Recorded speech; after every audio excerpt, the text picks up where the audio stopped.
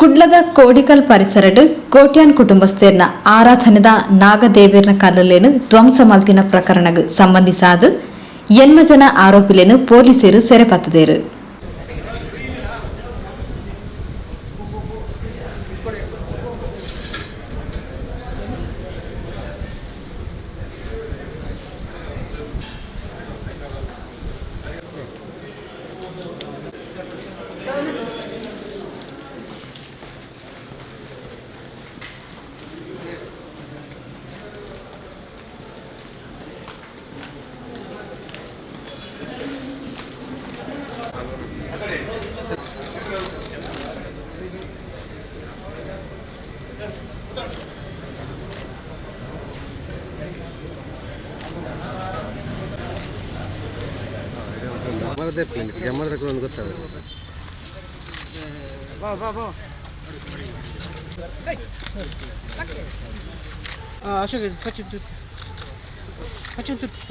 ತೆಗಿಸ್ತೀರಾ ಇಂಟ್ಲೇ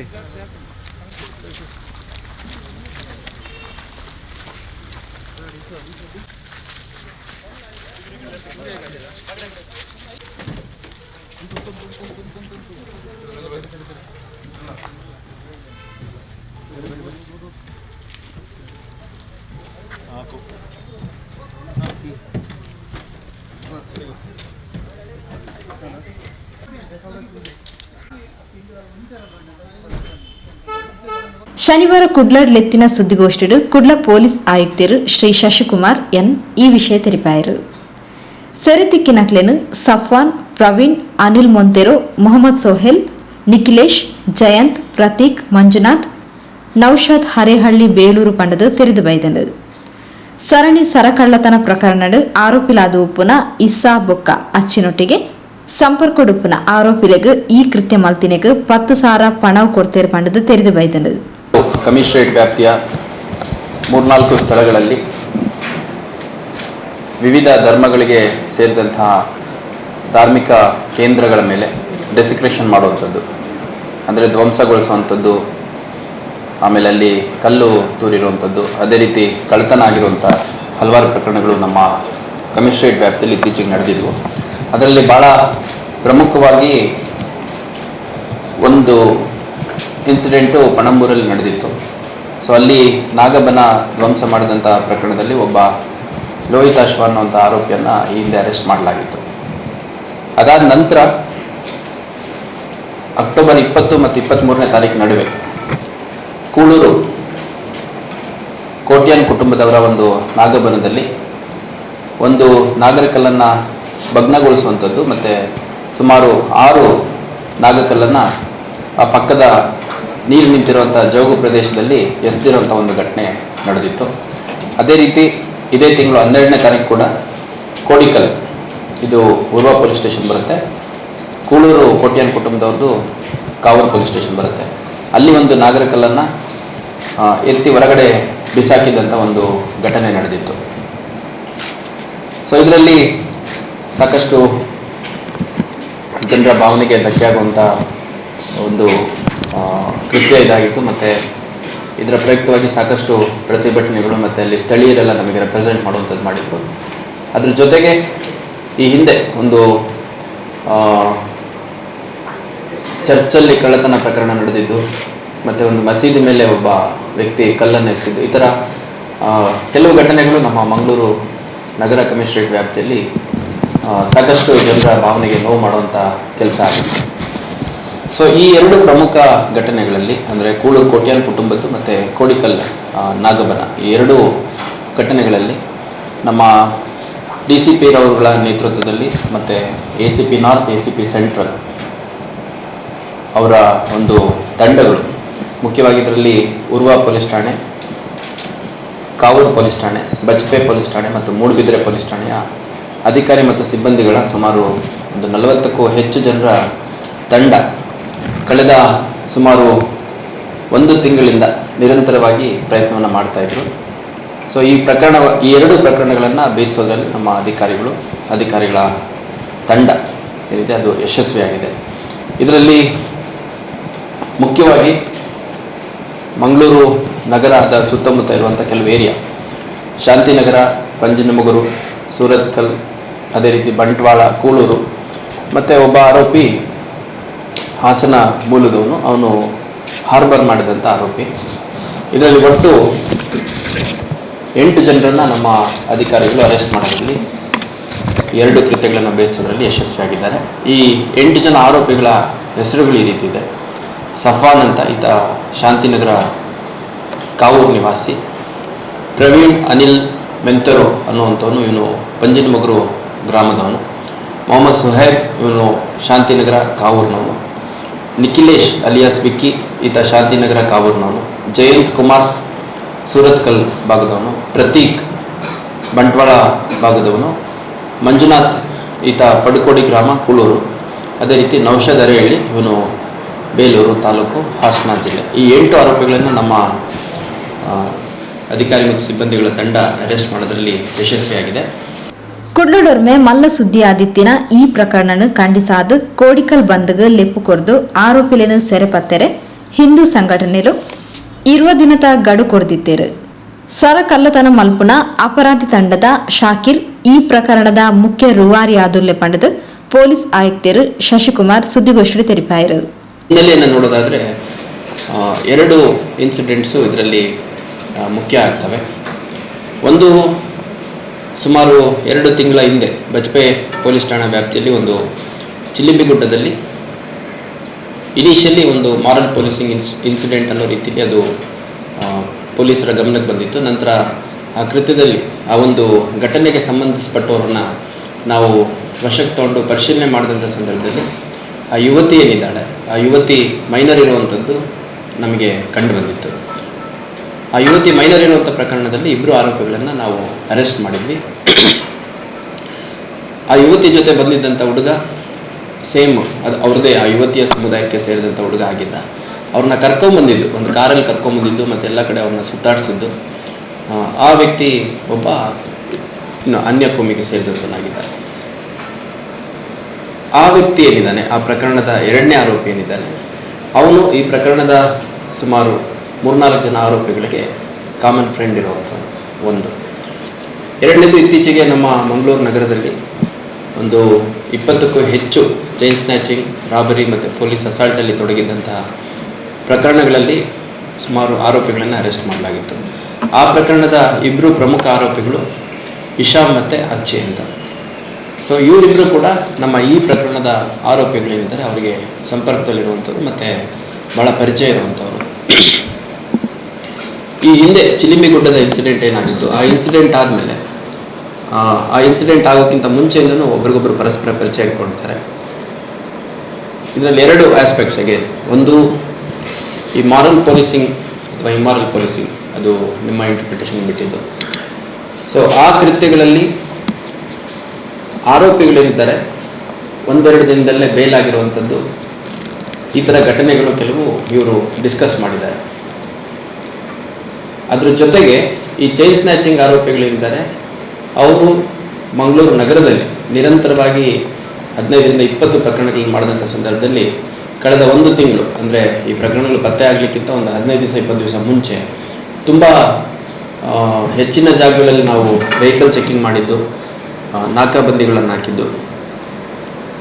ಈ ಎಲ್ಲದರ ಹಿನ್ನೆಲೆಯಲ್ಲಿ ಅವರಿಗೆ ಅಫೆನ್ಸ್ ಮಾಡಲಿಕ್ಕೆ ಕಷ್ಟ ಆಗುತ್ತೆ ಒಂದು. ಮತ್ತು ಆ ಅಫೆಂಡರ್ಸಿಗೆ ತುಂಬ ಕ್ಲೋಸ್ ಇರೋವಂಥವ್ರನ್ನು ಕೂಡ ನಮ್ಮ ಅಧಿಕಾರಿಗಳು ಸುಮಾರು ಸಂದರ್ಭದಲ್ಲಿ ಆಲ್ಮೋಸ್ಟ್ ರೀಚ್ ಆಗಿ ಟಚ್ ಆಗಿ ಅವ್ರನ್ನ ವಶಕ್ಕೆ ತಗೊಂಡು ಏನೂ ಇಮಿಡಿಯೇಟಾಗಿ ಡಿಸ್ಕ್ಲೋಷರ್ ಆಗಿಲ್ಲ ಅಂತ ಬಿಟ್ಟು, ಸೊ ತುಂಬ ಇಂಟೆನ್ಸಿವ್ ಆಗಿ ಆ ಚೈನ್ ಸ್ನ್ಯಾಚಿಂಗ್ ಕೇಸ್ದು ಕೂಡ ತನಿಖೆ ನಡೀತಿರುವಂಥ ಸಂದರ್ಭದಲ್ಲಿ ಇವರಿಗೆ ಅಫೆನ್ಸಸ್ ಮಾಡೋದು ಕಷ್ಟ ಆಗುತ್ತೆ. ಇವ್ರ ಹತ್ರ ಸಾಕಷ್ಟು ಅಫೆನ್ಸ್ಗಳಲ್ಲಿ, ಚೈನ್ ಸ್ನ್ಯಾಚಿಂಗ್ಗಳಲ್ಲಿ ಗೋಲ್ಡ್ ಏನಿರುತ್ತೆ ಅದನ್ನು ಡಿಸ್ಪೋಸ್ ಮಾಡಿ ಸಾಕಷ್ಟು ಹಣ ಕೂಡ ಇರುತ್ತೆ. ಅದರ ಹಿನ್ನೆಲೆಯಲ್ಲಿ ಈ ನಮ್ಮ ಪ್ರಕರಣದ 2 ಪ್ರಮುಖ ಆರೋಪಿಗಳೇನಿದ್ದಾರೆ, ಸಫಾನ್ ಮತ್ತು ಸೊಹೇಬ್ ಅಂತ, ಇವರಿಬ್ಬರಿಗೆ ಸಂಪರ್ಕ ಮಾಡಿಬಿಟ್ಟು ಇದು ಮುಖ್ಯವಾಗಿ ಪೊಲೀಸರ ಅಟೆನ್ಷನನ್ನು ಡಿಸ್ಟ್ರಾಕ್ಟ್ ಮಾಡಬೇಕು, ಇದೇನು ಹೆವಿ ಡಿಪ್ಲಾಯ್ಮೆಂಟ್ ಮಾಡಿಕೊಂಡು ರಸ್ತೆಗಳಲ್ಲಿ ಚೈನ್ ಸ್ನ್ಯಾಚಿಂಗ್ ಮತ್ತು ಬೇರೆ ಬೇರೆ ಅಫೆನ್ಸ್ ಆಗಬಾರ್ದು ಅಂತಂದು ತಡೆ ಮಾಡಿದ್ದಾರೆ. ಇದು ನಮಗೆ ಅಫೆನ್ಸ್ ಮಾಡಲಿಕ್ಕೆ ಭಾಳ ತೊಂದರೆ ಆಗಿದೆ.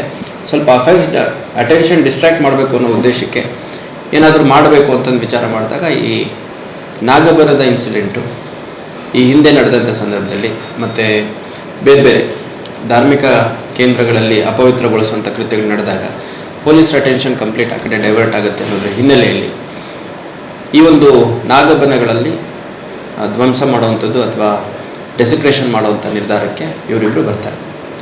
ಸೊ ಇವರಿಬ್ಬರಿಗೆ ಅಲ್ಲಿ ಲೋಕಲ್ ಏರಿಯಾದಲ್ಲಿ ತುಂಬ ಚೆನ್ನಾಗಿ ಪರಿಚಯ ಇರುವಂಥ ಒಬ್ಬ ವ್ಯಕ್ತಿ ಅಂದರೆ ಪ್ರವೀಣ್ ಮೆಂತೆರೋ ಅಂತ ಅವನ ಹೆಸರು, ಅವನು ಮತ್ತು ಅವನ ಇನ್ನೊಬ್ಬ ಸ್ನೇಹಿತ ಅವರಿಬ್ಬರನ್ನ ಕರೆಸ್ಬಿಟ್ಟು ಮಾತಾಡಿ 10,000 ರೂಪಾಯಿಗೆ ಒಂದೆರಡು ಇನ್ಸಿಡೆಂಟ್ ಮಾಡಬೇಕು ಅಂತಂದು ಇವರು ಡೀಲನ್ನು ಮಾಡ್ಕೋತಾರೆ. ಅದರಲ್ಲಿ 5,000 ರೂಪಾಯಿ ಹಣ ಕೂಡ ಕೊಡ್ತಾರೆ. ಆ ಹಣ ಕೊಟ್ಟ ಮೇಲೆ ಫಸ್ಟ್ ಇನ್ಸಿಡೆಂಟು ಕೂಳೂರು ಕೋಟ್ಯಾನ್ ಕುಟುಂಬದ್ದೇನು ನಾಗಬನದ ಇನ್ಸಿಡೆಂಟ್ ಇದೆ ಆ ಇನ್ಸಿಡೆಂಟ್ ಆಗುತ್ತೆ.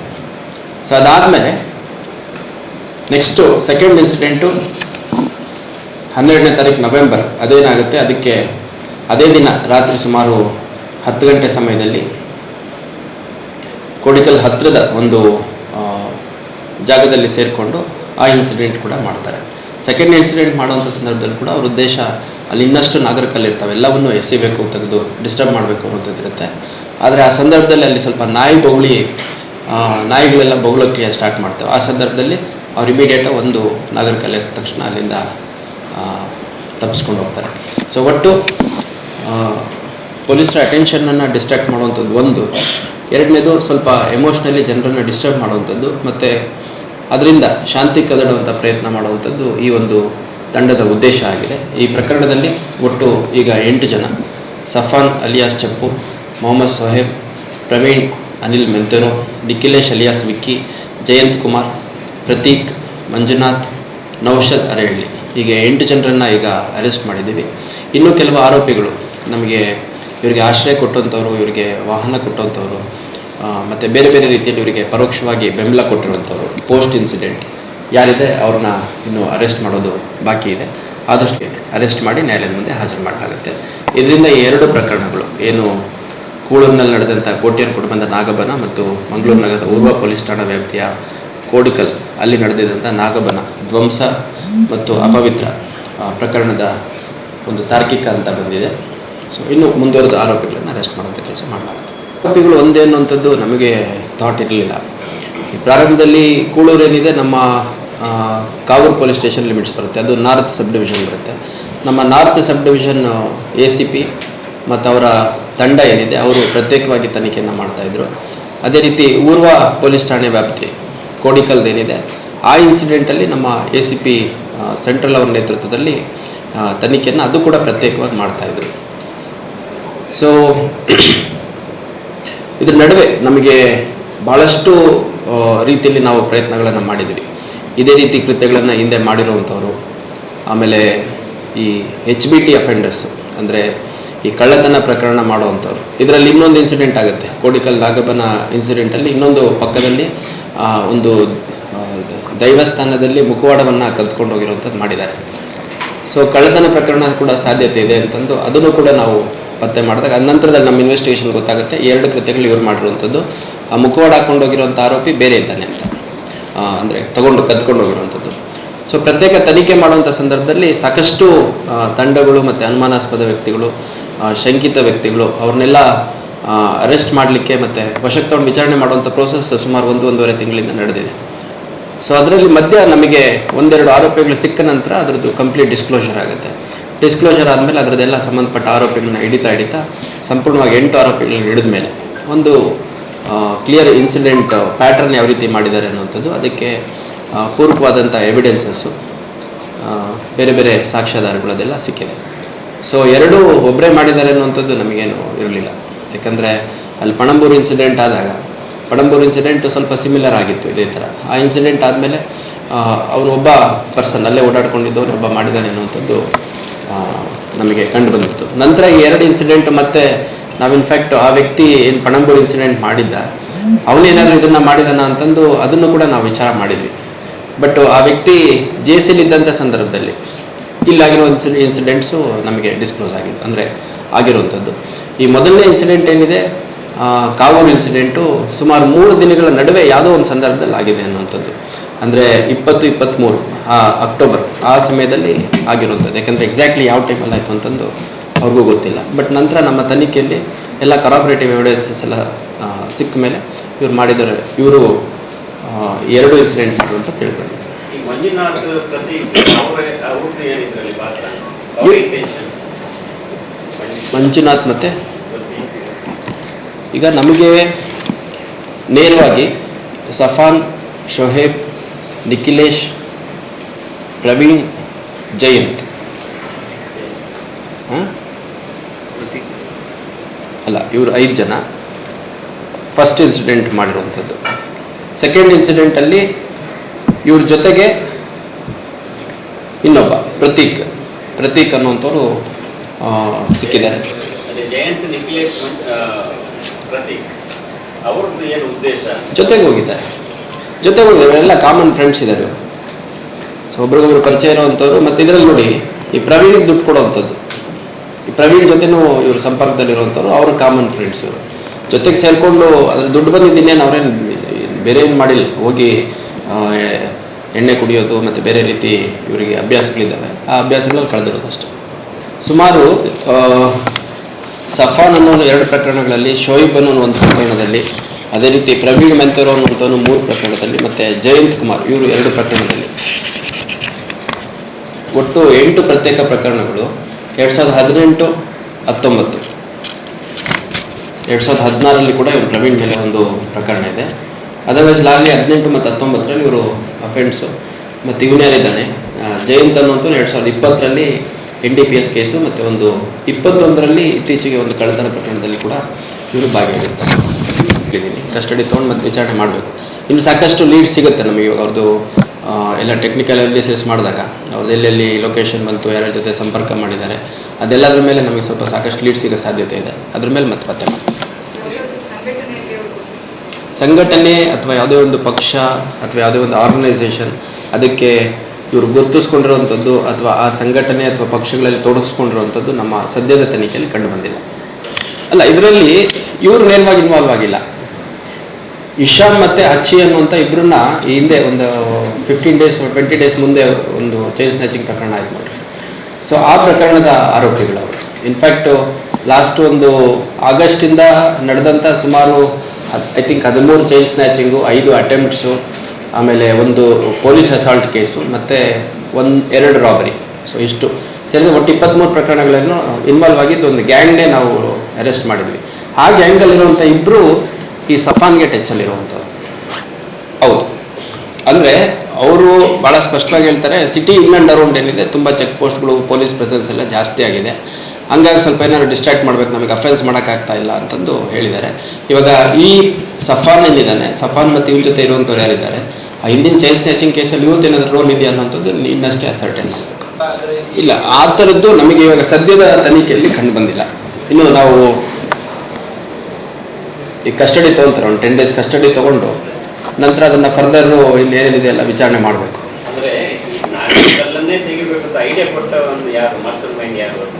ಈಗ ಫಸ್ಟಿಗೆ ಇದರಲ್ಲಿ ಶಾಕಿರ್ ಏನಿದ್ದಾನೆ, ಅವನಿಗೆ ಹಿಂದೆ ಇನ್ಸಿಡೆಂಟ್ ಆದಾಗ ಸಫಾನ್ ಜೊತೆ ಸಂಪರ್ಕಕ್ಕೆ ಬರ್ತಾನೆ. ಸಫಾನ್ ಜೊತೆ ಶೋಯಿಬ್ ಅನ್ನುವಂಥವ್ರು ಇರ್ತಾರೆ. ಸೊ ಇವ್ರು 3 ಜನ ಡಿಸ್ಕಷನ್ ಮಾಡಿದ್ದಾರೆ.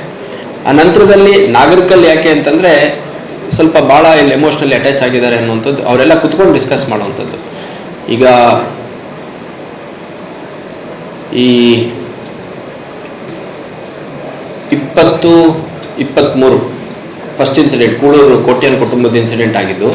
ಸೊ ಆ ಇನ್ಸಿಡೆಂಟ್ ಆಗಲಿಕ್ಕಿಂತ ಒಂದು 2-3 ದಿನ ಮುಂಚೆ, ಅಂದರೆ 18th October, ಪಂಜಿನ್ ಮಗರು ಗರುಡ ಬಾರ್ ಹತ್ರ ಇವರು ಕುತ್ಕೊಂಡು ಡಿಸ್ಕಷನ್ ಮಾಡ್ತಾರೆ. ಸಫಾನ್, ಶೋಯಿಬ್ ಮತ್ತು ಪ್ರವೀಣ್. ಆ ಪ್ರವೀಣ್ ಜೊತೆ ಇನ್ನೊಬ್ಬ ಆರೋಪಿ ಇದ್ದಾನೆ, ಅವನು ಇನ್ನೂ ಸಿಕ್ಕಿಲ್ಲ.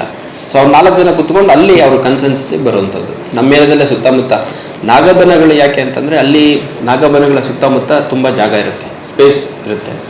ಎರಡನೇದಲ್ಲಿ ಯಾವುದೇ ಸೆಕ್ಯೂರಿಟಿ ಇರಲ್ಲ, CCTV ಇರಲ್ಲ.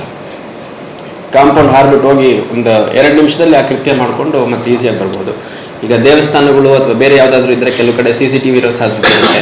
ಮತ್ತು ಕೆಲವು ಕಡೆ ಏನಾಗುತ್ತೆ, ಇಮಿಡಿಯೇಟಾಗಿ ಗೊತ್ತಾಗುತ್ತೆ. ದೇವಸ್ಥಾನಗಳಲ್ಲಿ ಮತ್ತು ಸಾಕಷ್ಟು ದೈವಸ್ಥಾನಗಳಲ್ಲಿ ಡೇ ಟು ಡೇ ಪೂಜೆ ಆಗೋದ್ರಿಂದ ನಿನ್ನೆ ಆಯಿತು ಮೊನ್ನೆ ಆಯಿತು ಅಂತಂದು ಗೊತ್ತಾಗುತ್ತೆ. ಈ ನಾಗಬನಗಳಲ್ಲಿ ಸುಮಾರು ಸಂದರ್ಭದಲ್ಲಿ ವಾರ 15 ದಿವಸಗಟ್ಟಲೆ ಯಾರೂ ಹೋಗೋದೇ ಇಲ್ಲ. So it will be easy for escaping from the scanner of the police ಅವ್ರ ಅಭಿಪ್ರಾಯ ಇರ್ಬೋದು. ಸೊ ಅದರ ಹಿನ್ನೆಲೆಯಲ್ಲಿ ಈಗ ಇನ್ಸಿಡೆಂಟ್ ಮಾಡಿದ್ದಾರೆ. ಶಾಕೀರ್ ಅನ್ನುವಂಥವನು ಆ ಚಿಲಿಂಬಿಗುಡ್ಡೆ ಇನ್ಸಿಡೆಂಟ್ ಏನಿದೆಯಲ್ಲ, ಆ ಇನ್ಸಿಡೆಂಟಲ್ಲಿ ಇನಿಷಿಯಲಿ ನಮ್ಮ ಪೊಲೀಸರಿಗೆ ಮಾಹಿತಿ ಬರುವಂಥದ್ದು ಅಲ್ಲಿ ಇಬ್ಬರು ಹುಡುಗರು ಮತ್ತು ಒಂದು ಹುಡುಗಿ ಅಲ್ಲಿ ಅಂತರಧರ್ಮೀಯರಿದ್ದಾರೆ, ಅವರು ಚಿಲಿಮಿಗುಡ್ಡೆಯಲ್ಲಿ ಹೋಗಿದ್ದಾರೆ ಅನ್ನುವಂಥದ್ದು ಮಾಹಿತಿ ಬರುತ್ತೆ. ಸೊ ನಂತರದಲ್ಲಿ ಯಾವುದೇ ಒಂದು ಅನ್ಫಾರ್ಚುನೇಟ್ ಇನ್ಸಿಡೆಂಟ್ ಅಲ್ಲಿ ಆಗಬಾರ್ದು ಅನ್ನೋದ್ರ ಹಿನ್ನೆಲೆಯಲ್ಲಿ ನಮ್ಮ ಪೊಲೀಸರು ಇಮಿಡಿಯೇಟಾಗಿ ಹೋಗಿ ವೆರಿಫೈ ಮಾಡ್ಕೊಂಬಂದಂಥ ಸಂದರ್ಭದಲ್ಲಿ ಅಲ್ಲಿ ಒಂದು ಮೈನರ್ ಹುಡುಗಿನ ಕರ್ಕೊಂಡೋಗಿರುವಂಥದ್ದು ಗಮನಕ್ಕೆ ಬರುತ್ತೆ. ನಂತರ ನಮಗೆ ಸಿಕ್ಕಂಥ ಬೇರೆ ಸಾಕ್ಷ್ಯಾಧಾರಗಳು ಮತ್ತು ಮೈನರ್ ಹುಡುಗಿ ಪೋಷಕರು ಕೊಟ್ಟಂಥ ಕಂಪ್ಲೇಂಟ್ ಮೇಲೆ ನಾವೊಂದು ಪ್ರಕರಣವನ್ನು ದಾಖಲು ಮಾಡ್ಕೊಂಡಿದ್ವಿ. ಆ ಪ್ರಕರಣದಲ್ಲಿ ಇವರು ಶಾಕೀರ್ ಏನಿದ್ದಾನೆ ಅವನು ಆ ಹುಡುಗ ಹುಡುಗಿ ಇಬ್ಬರನ್ನ ಕರ್ಕೊಂಡು ಹೋಗಿದ್ದು, ಮತ್ತು ಕಾಮನ್ ಫ್ರೆಂಡು ಮತ್ತು ಅವನು ಏನೋ ಒಂದು ರೋಲ್ ಬಂದಿದ್ದ ಹಿನ್ನೆಲೆಯಲ್ಲಿ ನಾವು ಅವನ್ನ ಅರೆಸ್ಟ್ ಮಾಡಿದ್ವಿ. ಸೊ ಅದಕ್ಕಿಂತ ಮುಂಚೆನೂ ಆ ಇನ್ಸಿಡೆಂಟ್ ಆದಮೇಲೆ ಇವಾಗ ಅವನು ಜೈಲಿಗೆ ಹೋಗ್ತಾನೆ. ಆ ಇನ್ಸಿಡೆಂಟ್ಗಿಂತ ಮುಂಚೆನೂ ಈ ಥರದ್ದೆಲ್ಲ ಇವರು ಅಬ್ಸರ್ವ್ ಮಾಡಿರ್ತಾರೆ. ಸೊ ಈ ಇನ್ಸಿಡೆಂಟ್ಗಳು ಸ್ವಲ್ಪ ಇಮಿಡಿಯೇಟಾಗಿ 1 or 2 ಡೇಸಲ್ಲೇ ಬೇಲ್ ಆಗ್ತಾ ಇದೆ ಅನ್ನೋಂಥದ್ದೆಲ್ಲ ಚರ್ಚೆ ಆಗಿದೆ.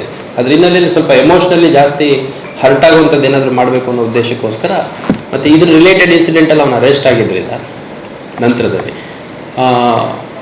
ಸ್ವಲ್ಪ ಲಾರ್ಜರ್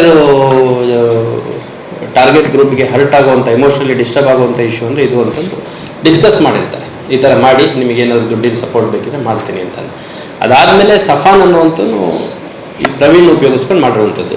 ಈಗ ಸಫಾನ್ಗೆ 10,000 ಏನು ಮಾತಾಡಿದ್ದ ಅದನ್ನು ಶಾಕೀರ್ ಹೇಳಿ ಮಾಡಿಸಿದ್ದ, ಶಾಕೀರ್ ಕೊಟ್ಟಿದ್ದ, ಅದನ್ನೆಲ್ಲ ನಾವು ಇನ್ನಷ್ಟೇ ವಿಚಾರಣೆ ಮಾಡಬೇಕು. ಮತ್ತು ಶಾಕೀರು ಮತ್ತು ಚೈನ್ ಸ್ನ್ಯಾಚಿಂಗ್ ಪ್ರಕರಣದ ಆರೋಪಿಗಳಿದ್ದಾರೆ, ಅವರೆಲ್ಲ ಇನ್ನೂ ಜೈಸಲ್ಲಿದ್ದಾರೆ ಅನ್ನುವಂಥದ್ದು ನಮ್ಮ ಮಾಹಿತಿ. ಸೊ ಅವ್ರನ್ನೂ ಕೂಡ ವಶಕ್ಕೆ ತೊಗೊಂಡು ವಿಚಾರಣೆ ಮುಂದುವರಿಸ್ತೀವಿ. ನಾಗರ ಬನಗಳಿದ್ದಾವೆ, ದೇವಸ್ಥಾನಗಳಿದ್ದಾವೆ, ಮಸೀದಿಗಳಿದ್ದಾವೆ, ಚರ್ಚ್ಗಳಿದ್ದಾವೆ, ಬೇರೆ important religious places of religious importance ಯಾವಿದ್ದಾವೆ ಅವನ್ನೆಲ್ಲ ನಾವು ಲಿಸ್ಟ್ ಮಾಡಿದ್ದೀವಿ. ಒಂದು.